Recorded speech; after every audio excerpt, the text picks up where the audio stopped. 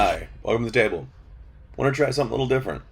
Normally, we do these minis reviews in our feature format where we talk about it in an article. But these are kind of special, these new monstrous minis that have come into my possession. So I wanted to give you guys a little bit more of an in-depth look at them. And what am I talking about? Well, my pals at WizKids have come out with these new Black Dracolich minis, and they are phenomenal. These things have such a cool sculpt to them. And there are two different varieties. There's this pre-painted variety here, and then there is also an unpainted variety. How cool is that?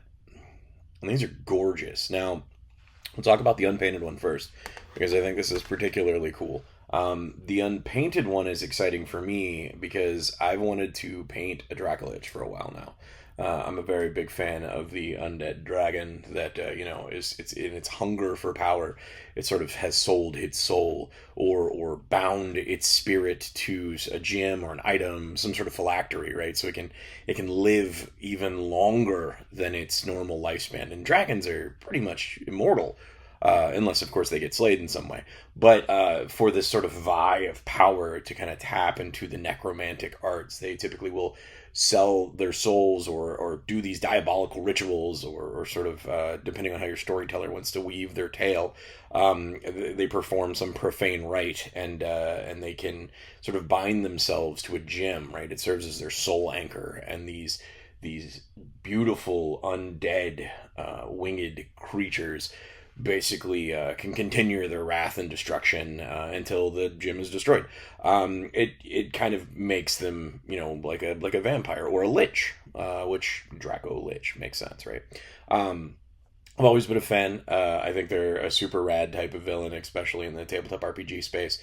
I had a friend whose older brother had a really rad Dracolich painting, like on a poster that he got of a magazine on the wall in his bedroom, and it was, as a kid looking at that, I remember being like, wow, that's the coolest art I've ever seen.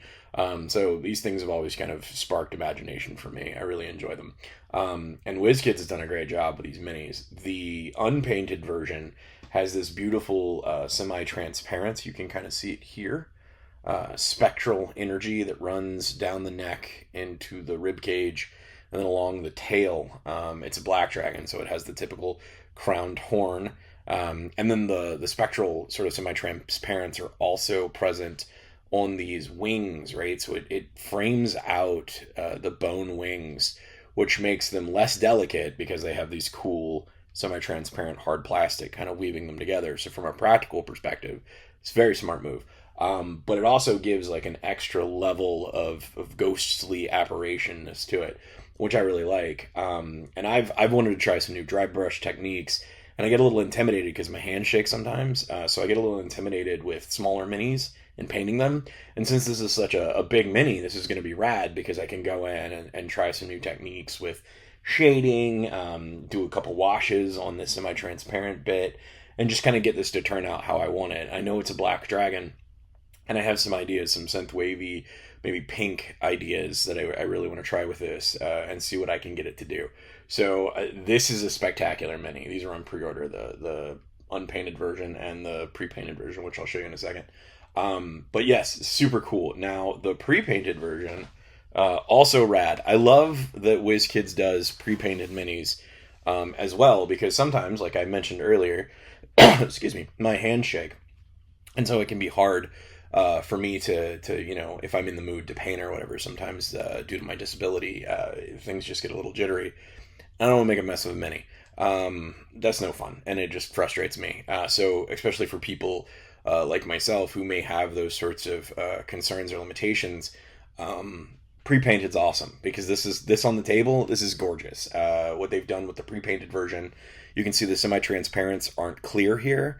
They're this beautiful purple, kind of this rich royal purple color, and the light catches it, and it just looks amazing. Check that out. And then you can kind of see through here that same spectral energy that was clear on the unpainted version. On the pre-painted version, is that still that purple, and it kind of runs these charred bones, probably acid blackened, as black dragons live in sort of the moorish swamp areas. So you could see the bones being stained by like fetid water or some whatever profane rites they may have taken in the middle of the woods, in their swampy homes, could have blackened their bones, except for the face, which is awesome.